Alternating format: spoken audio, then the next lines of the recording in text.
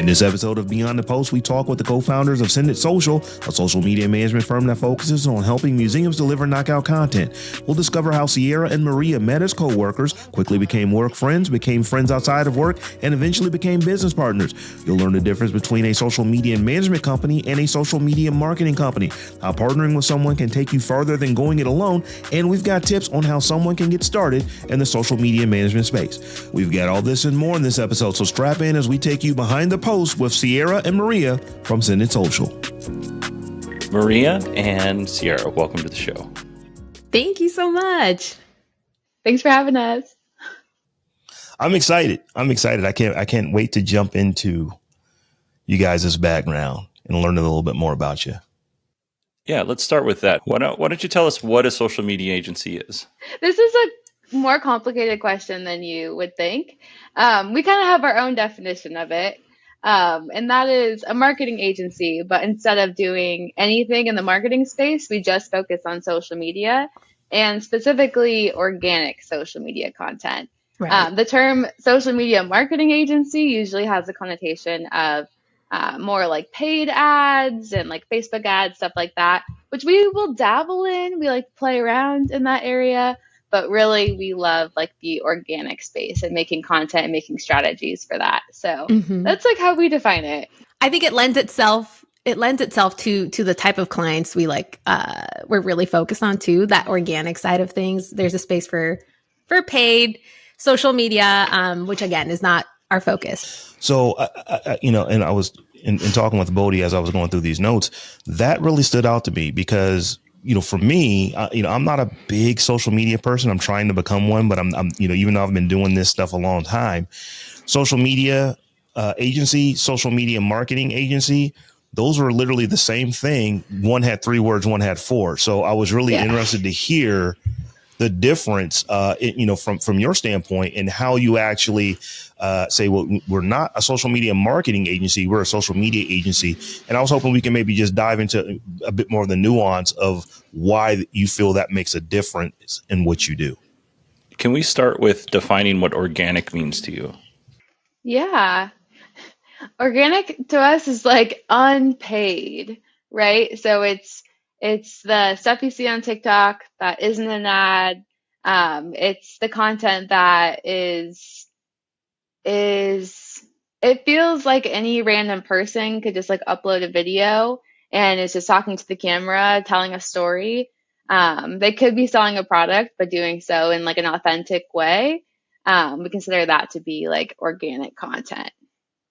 Right. Yeah. I would say just anything where you're not paying the platform to push it out, you're kind of like leaving it up to the audience to decide whether it's engaging or not and kind of connecting that way with people. I guess as it applies to a social media marketing agency versus a social media agency, wouldn't a marketing agency be able to do something similar? Well, a lot of marketing agencies will kind of tack on social media as like another service that they provide. You'll pretty much see it listed on any marketing agency's website, but most of them don't do a great job because they are focused on like the things that seem like a more legit form of advertising, whether that's like a Facebook campaign or like a TV commercial or a billboard. Like that's really where people are paying them the big bucks. And so organic content on social media, like they kind of don't value it as much because traditionally companies don't pay as much for it. And so it's kind of just like a tacked on service. And if you talk to most brands who have hired a marketing agency to help with social media, most have kind of a bad experience because they're like, oh, they don't really specialize in it. That's kind of where we saw an opportunity to add value. Mm-hmm. Yeah. I mean, it is still marketing broadly speaking, but I think when you take the marketing out of marketing agency, you kind of bring a little closer to specifically social media. But yeah, it is still marketing. So for you guys specifically, you've gotten together, you started your own social media agency, Send It, and you guys are fairly niche in what you do. Now, I don't know how we say it. Is it niche or is it niche? I'll probably go back and forth throughout this interview.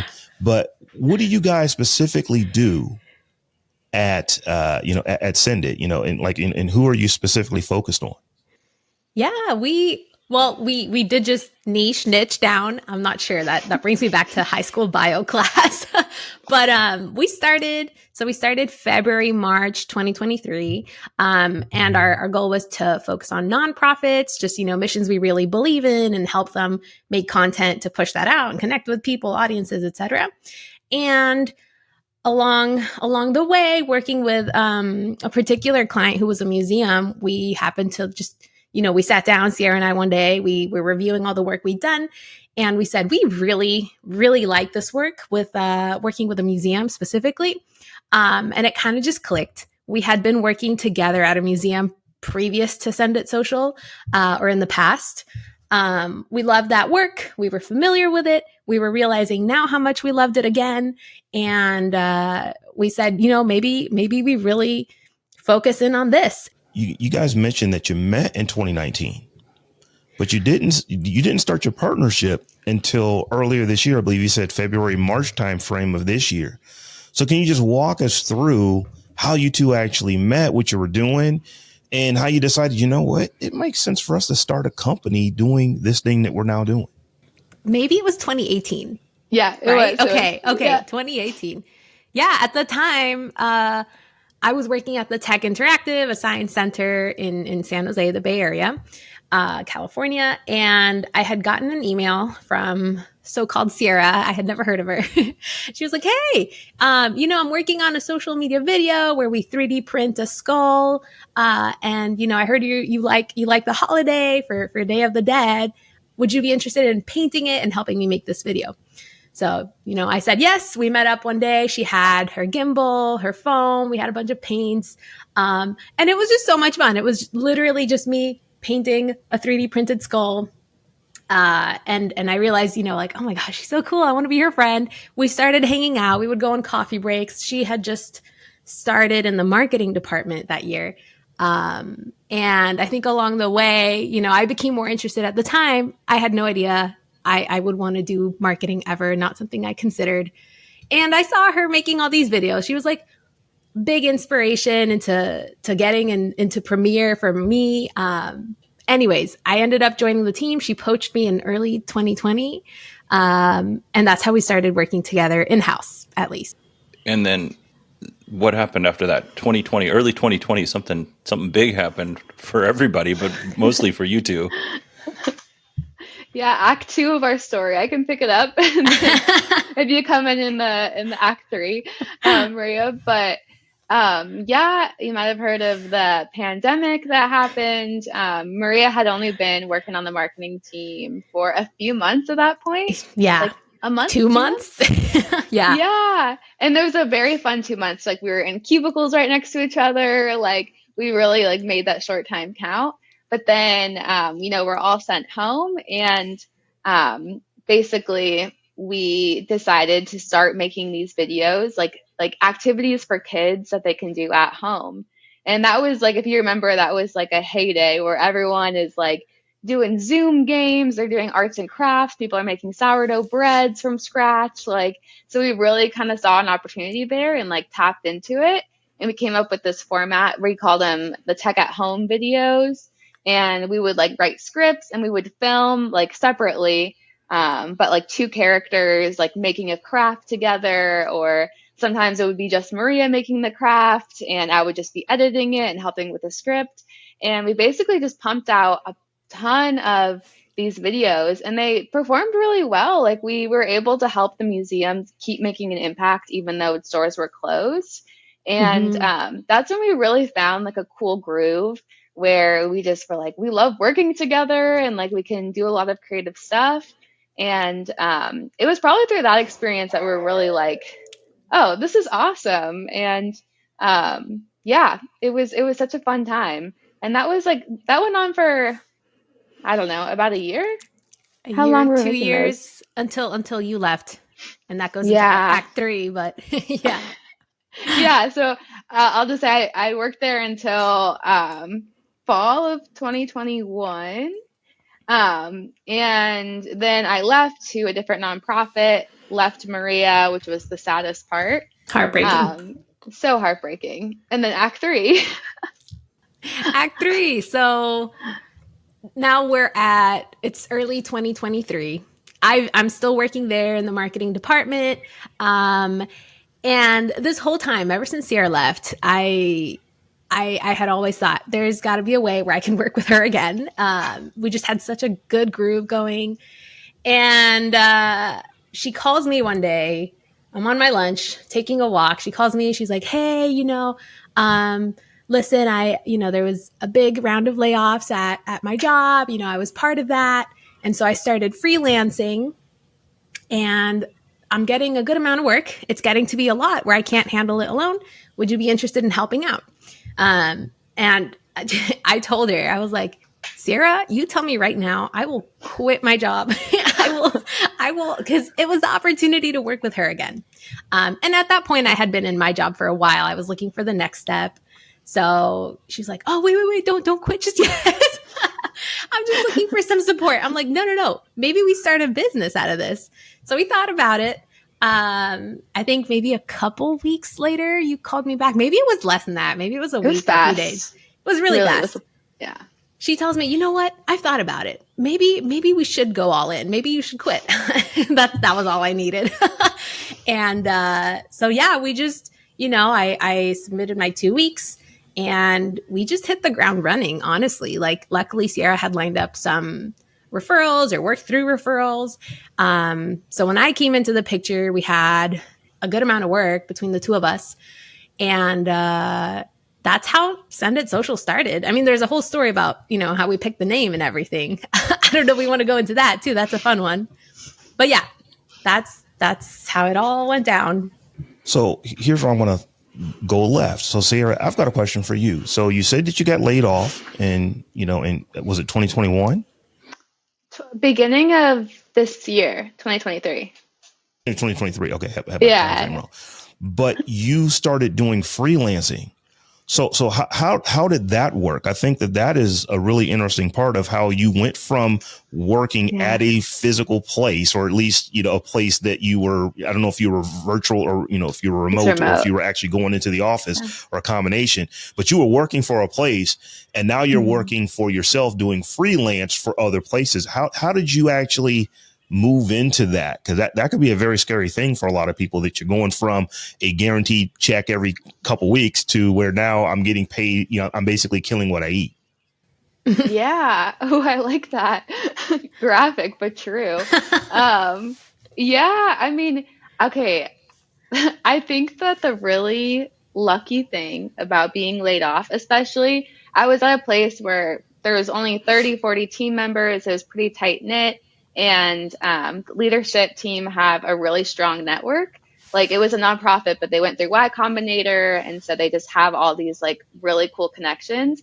And so when I got laid off, like, those people felt bad, and so they just started sending work to me. They're like they know all these startup founders or other nonprofit people, and so like I just started getting all of this inbound like requests for work.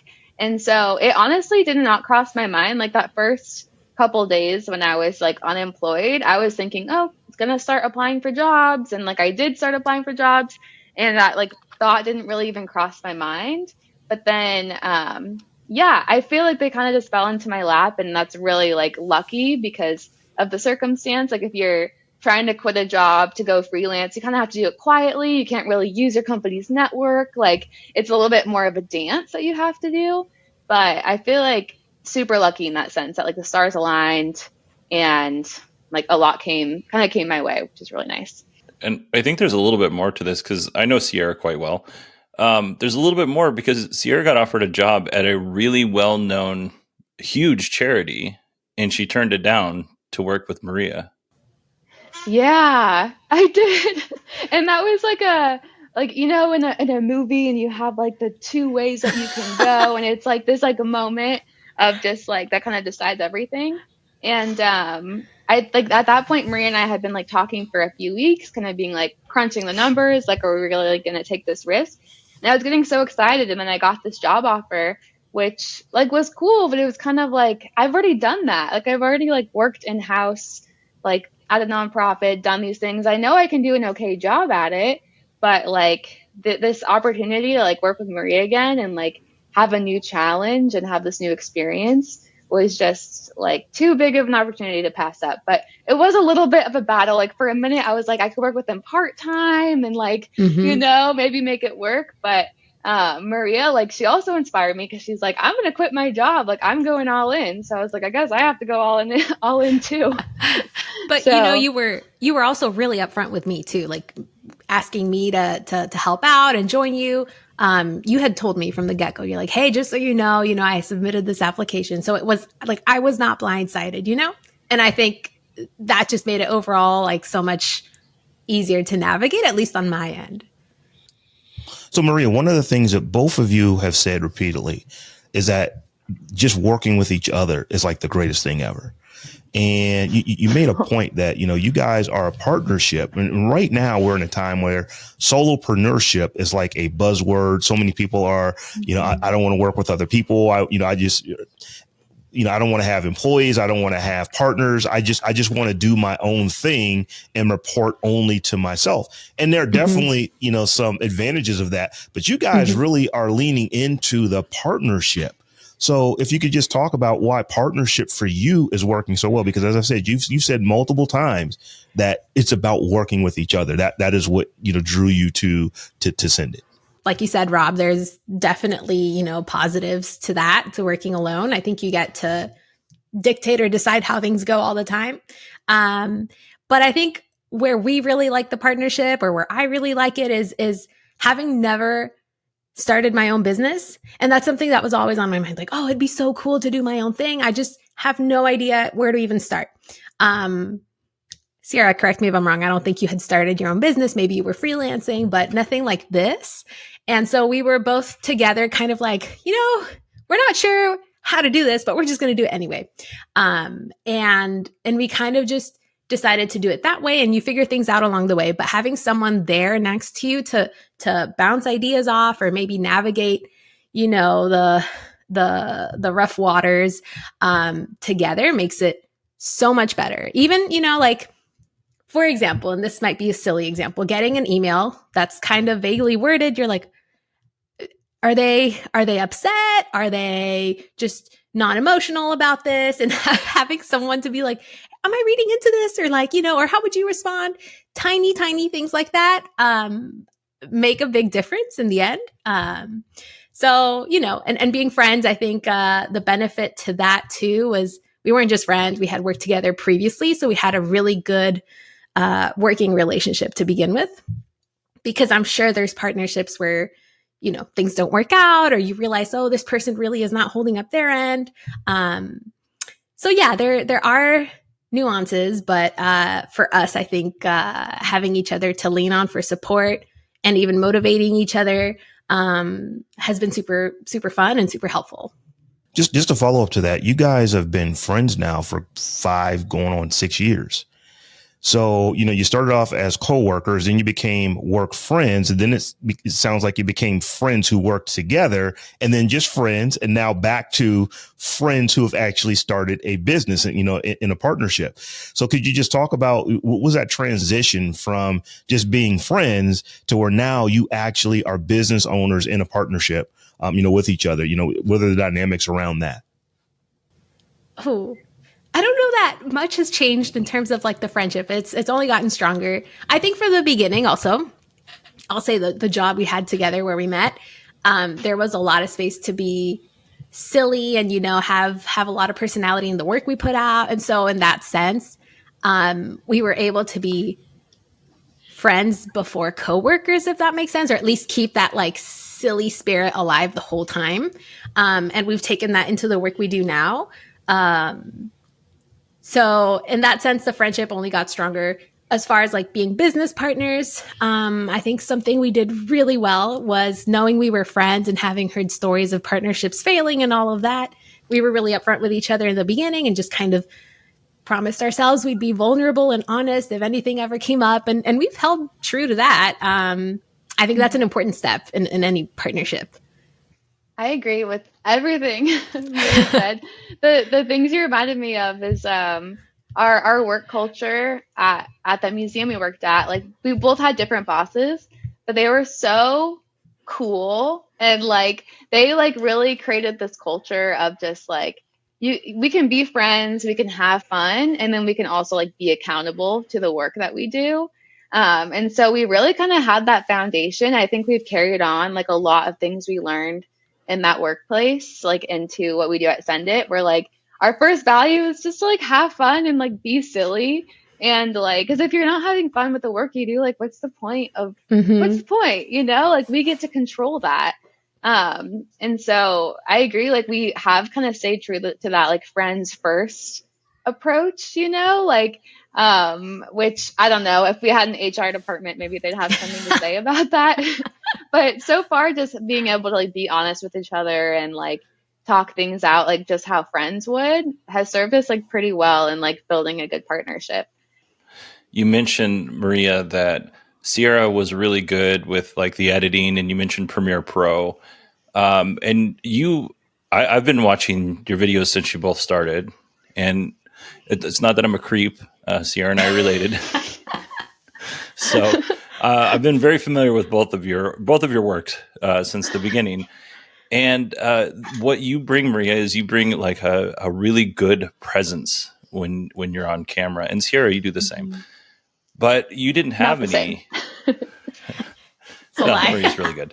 But Sierra brings like all of this editing background. She's got the technical chops for creating the videos and stuff. And at first, Maria, that was all new to you. But how do you guys, when you start a business, how do you define your scopes?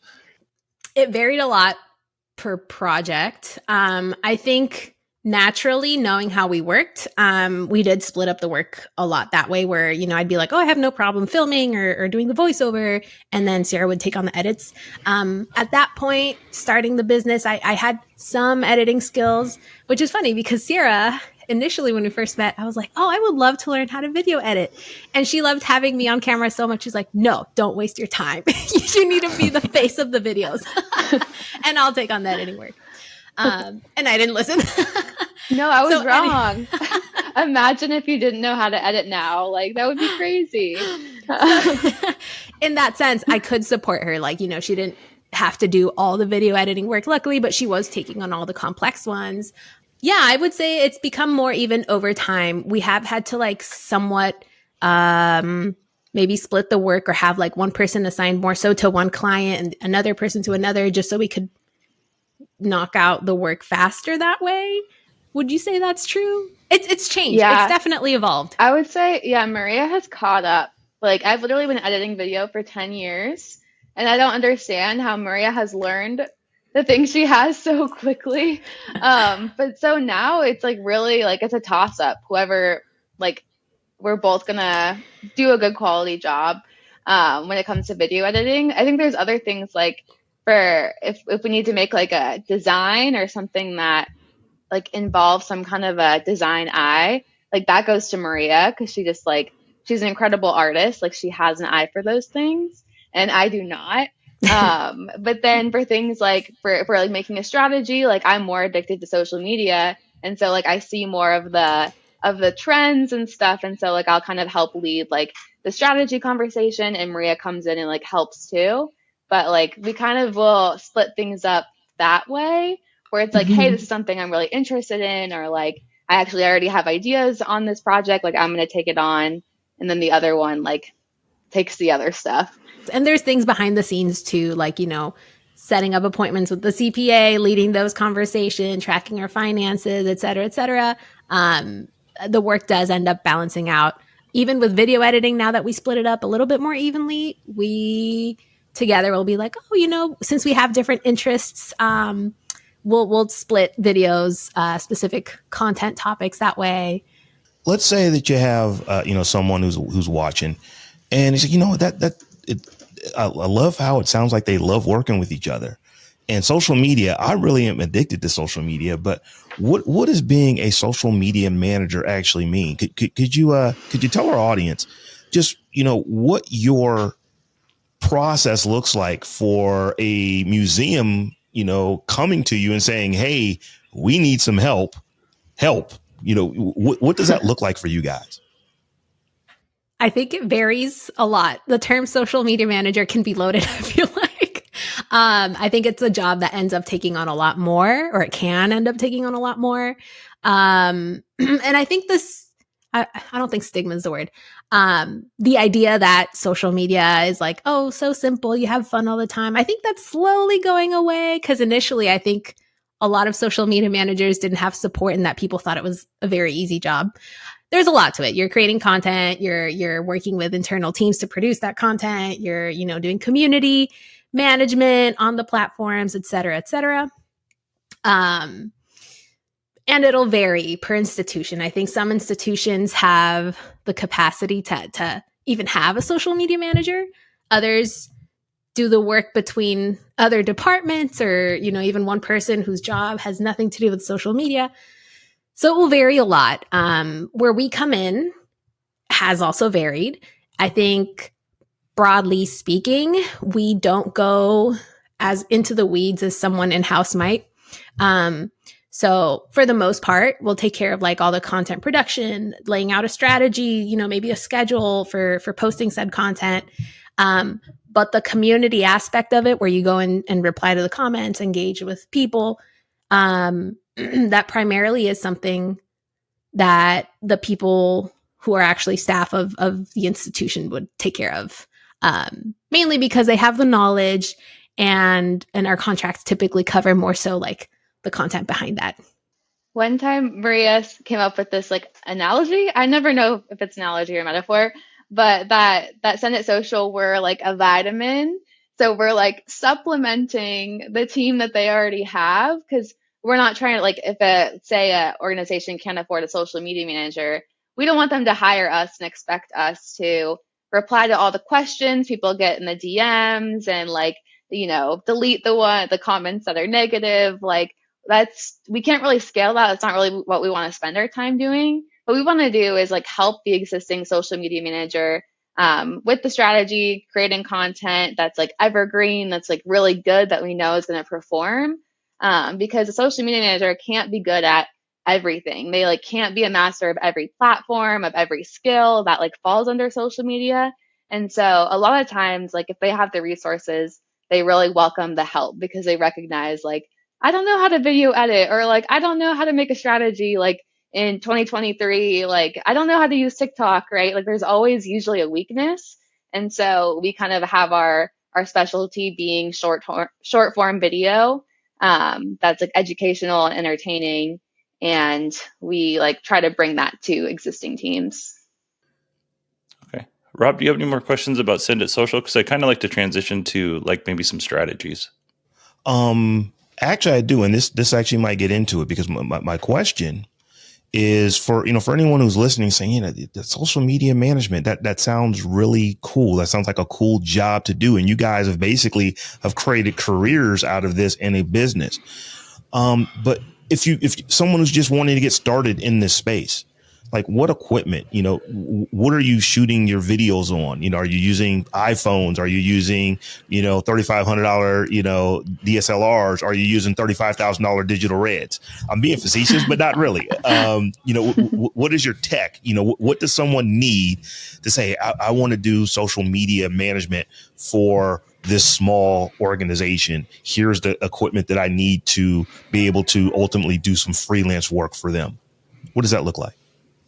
I think, okay, we joke about this a lot, but make it, the jankier the content looks, the better. And of course, there's specifics there. But I think with social media, whenever you see a very highly produced video as you're scrolling on your feed, you are more than likely going to scroll past that, skip it, because those tend to stand out as ads. Not always, but they tend to, especially like TikTok, for example. So if you can make a video, not that the resolution is bad or the audio quality is barely like audible, but that looks like it was produced at home by, like a real person, especially if it's coming from a brand, people are more likely to connect at that level. Because people want to see, real humans. They want authenticity. And so the way you make janky content, what we film on our phones, for one. You don't need very expensive equipment there. A smartphone is good enough. And even if you have higher quality video, you can make it work. You just don't want it to have, again, that super produced feel. Mics are a good thing. Initially, we struggled a little bit with the sound quality. But, when you have a lot of noise around you, I think obviously it will help to have a little mic. And a tripod, just a phone mount somewhere to set up. I think those 3 basic things are just all you need to start. I got to shout out Bodhi. He got me some AnchorWork microphones for the iPhone, and they are so good. I used one this morning. They're so seamless, such good quality. I don't know how much you paid for them, but I'd say it was worth it. They're so good. And we really that is important. Like, the video doesn't have to be super high def, like just whatever the average iPhone shoots, but audio, especially if you're recording. Yeah, I don't know. We've definitely learned that audio is more important than we thought, and we really try to invest in it now. For those who are listening and not watching, Bodhi and I are really smiling right now because we're podcasters and we are audio probably first guys. But I've always said this, and it's not my saying. I've heard other people say this. Half of video is audio. You can watch grainy video. You cannot listen to grainy audio. It's just it psychologically messes with your soul. So just as a podcaster, I'm glad to hear that you leaned into audio relatively early on. We both say, because a lot, it depends on the platform, but on Instagram, for example, or Facebook, a lot of people are watching without audio on, but they're the more passive viewers. They're just kind of scrolling through. They're just reading the subtitles. So that's why we always say add subtitles to any social media video if someone can take away one tip. But as people spend more and more time on a platform like TikTok, audio is so important because they are not passive. They are actively consumed in the content. And so that's where I totally agree with what you're saying. Audio really matters on social media now, on TikTok, especially now. This is a drum I've beat since the early days for Sierra, but that's neither here nor there. I'm not gonna bring that up. Thank you for realizing. So let's kind of transition a little bit into trends and strategies. So if you don't mind, Rob and I would like free advice for promoting your podcast. Yeah. I think I would say make a crap ton of short form videos that are vertical. Make them a minute long. Pick 1 or 2 platforms that you really want to invest in. YouTube Shorts, TikTok. Don't feel like you need to just post everything on every single platform. Because if it's just you 2 working on it, you just are not going to have the time. You're going to get burnt out. And try and think ahead of time on little bites that you can use that aren't really long-winded. Think about as you're recording, saying things that would stand on their own. Because a lot of times in the long form formats, you can kind of get caught in that trap of things needing more context or not being that interesting unless you know the full story. And so if you can kind of plan that into your pre-production where you say hey, I want the segment to be rapid fire. I want to say some sensationalized things, things that are really going to grab people's attention on social media. You should really do that and have those assets. So then you can use them on one of your priority platforms. And then over time, you can tell people, hey, there's a longer version of this. Go check out our podcast, link in bio. But you don't want to have that be in every post because ads, things that are super promotion-y don't really work. They kind of turn people off. And so you really want to focus on providing value and short clips and then trusting that audience will migrate over time. I have seen a trend lately where people will even grab the most interesting frame from some random video and they put it at the beginning of their video. And it might not even have anything to do with their video, but it's already hooked their audience. And then they're like, right, so then blah, blah, blah. And then they go into a completely different story. Just keeping in mind that attention span on social media is really short because you can very easily swipe away. So you want those first 2-3 seconds of your video to have the most sensationalized part, the most interesting part. Yeah, that's a big point to make for social media, short form videos, at least. So one of the things you guys said is that you don't necessarily have to be everywhere, but you definitely want to be a place or two, maybe three. What are your favorites? What's hot right now in your space as far as social media is concerned? Personally, I love Instagram and TikTok. Instagram Reels did somewhat, kind of lean into what TikTok was doing. And you'll see a lot of the same things on TikTok, like all the trends. They hop on over to Instagram Reels. But I think those are really good ones to start with, I think, for getting a feel for what your audience might want. TikTok is particularly good for reaching younger audiences. And something interesting about TikTok right now, and it's becoming a hot new thing with TikTok, is that people are using it as a search engine. So it's a really good place to be discovered. People will type instead of going to Google. I think it's Gen Z mainly, of course, that is typing into TikTok, searching, places to go over the weekend or whatever it might be. And if your video has really good SEO, you'll pop up. So that's a really good place to get discovered, I would say, TikTok. I agree with Maria for especially if you're making the videos and you're just trying to be discovered. And Instagram has gotten better recently about discoverability. We started our Instagram this year and got most of our followers from one video because the algorithm just pushed it out, just like how the TikTok For You page would. And so there's definitely potential there, more so than there was on Instagram a year or two ago. Mm-hmm. You basically had to have an audience it's really hard to grow one from scratch.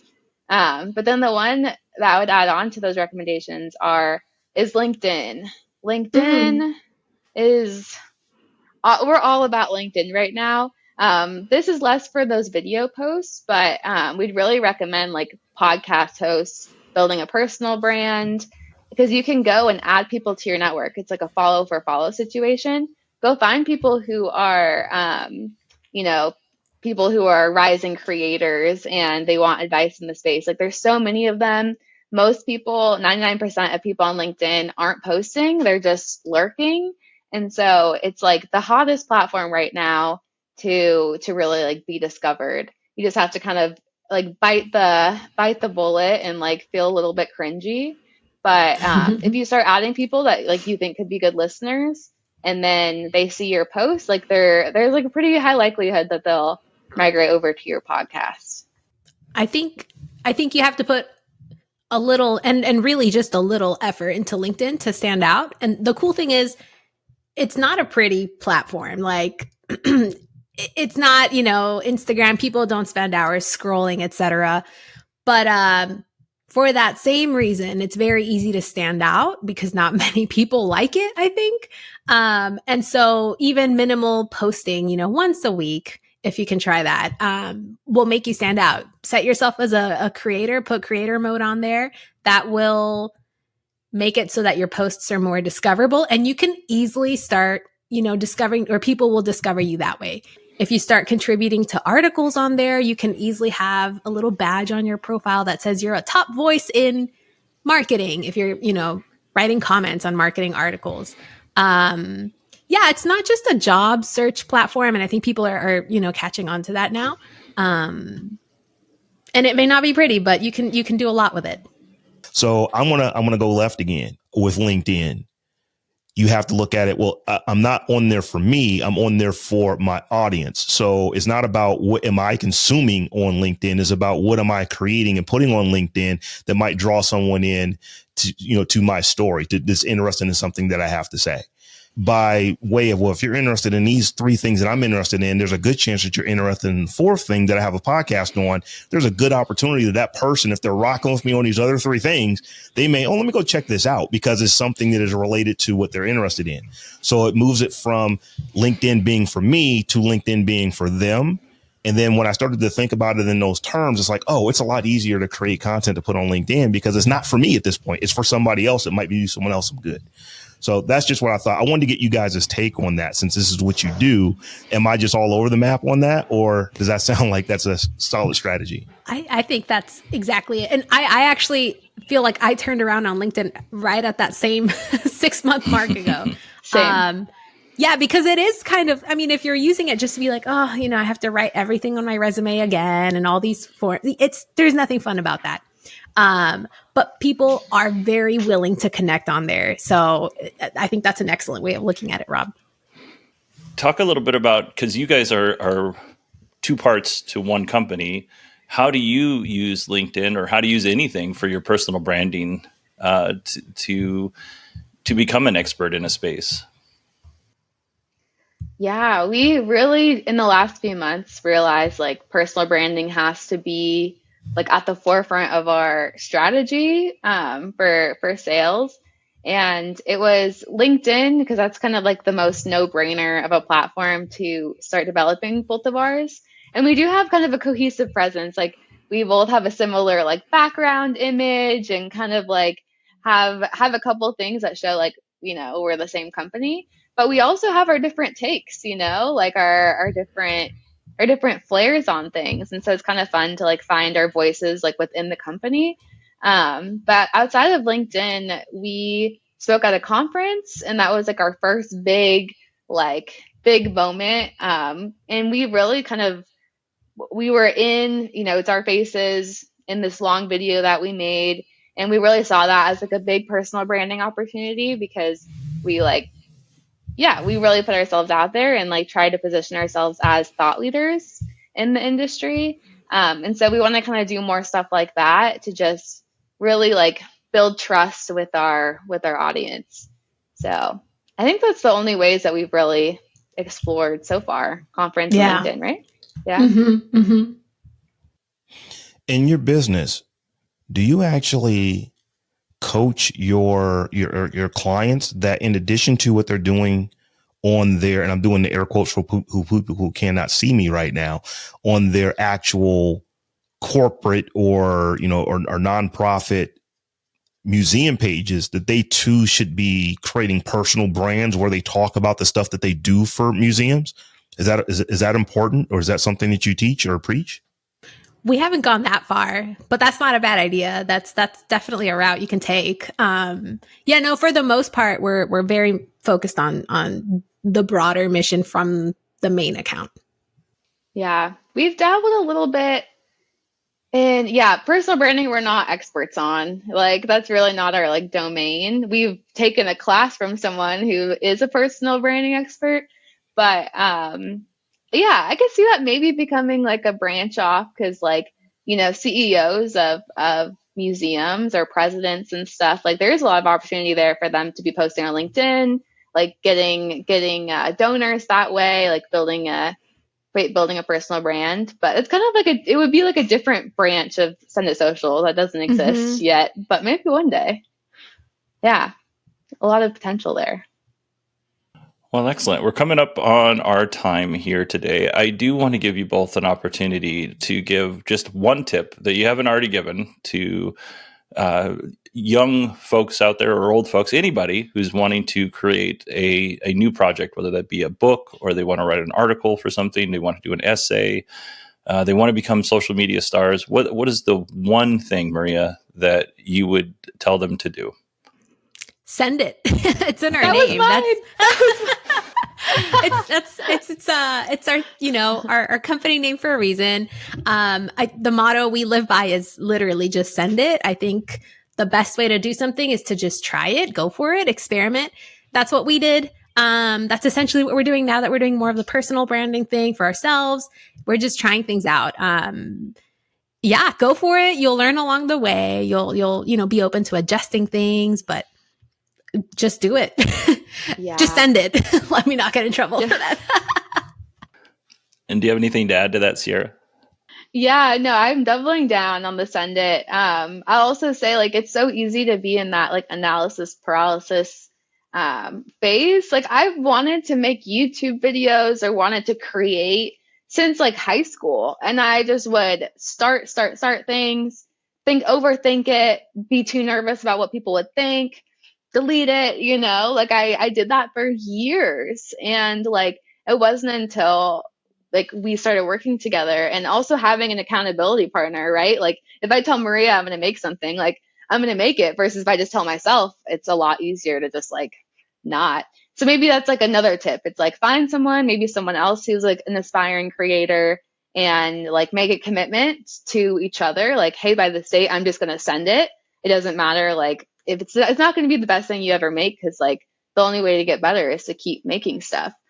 Rob has a really good, and I won't steal it from you, Rob, but you have a really good saying about what you make today is not going to be as good as what you make. I just stole it. That which you do most is that which you'll do best. So if you want to get better at doing anything, do it. Yeah. You want to shoot a basketball better, shoot basketballs more. You want to drive better, drive more. Basically do the thing that you want to be better at, because the more you do something, the better you get. Day one, not one day, is what my brother told me. He's like, just start it now. Yeah. Dang, so many wise quotes. So before we wrap it up, I just want to give you guys, one last opportunity. If there's anything about Send It social media that you want to make sure that our audience knows about what you guys do, here is your opportunity. We help museums tell better stories online, make a bigger impact through social media. So hire us if you work at a museum, please. How would they find you? What's your website? You can go to senditsocialmedia.com or find us on Instagram at senditsocialmedia. Yeah. Excellent. Well, I'm going to get a little sappy here because I've been watching you guys for the last, 5 years has it been? Anyway, since the Day of the Dead video, you guys have grown, and I'm so happy to know that you guys are working together, and I'm very proud of you. So I hope you all nothing but success, mostly because, in my old age, somebody's got to take care of me. And that's going to be Maria. Yeah. Surprise. Yeah. Thank you, Bodie. Means a lot. Thank you. Yeah, it was absolutely a pleasure having you guys on. Thank you so much for spending the hour with us to just talk about what you do, and more importantly, why you do it, which is, I think, what we want to get out on this type of show. It's not just, here's tip 1, tip 2, tip 3 of here's how you do these things, but we really dug into, I believe, why you do it, why it's satisfying for you. And it's a really interesting conversation. So thank you so much for joining us. Wow. Thank you for having us. This was so much fun. It was so fun. Thank you.